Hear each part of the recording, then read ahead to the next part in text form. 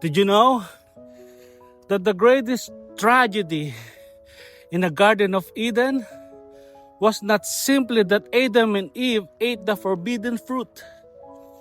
It was that they chose to trust the serpent's word over God's word. Every temptation still asks until this day the same questions. Whose voice will you believe? Whose voice will you listen to?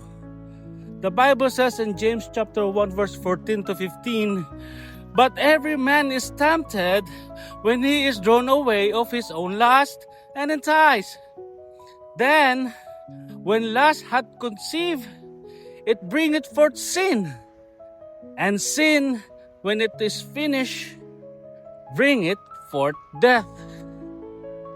Now, choose to trust God's words above every other voice.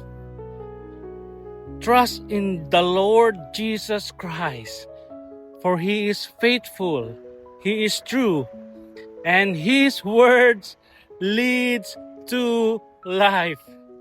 God bless you.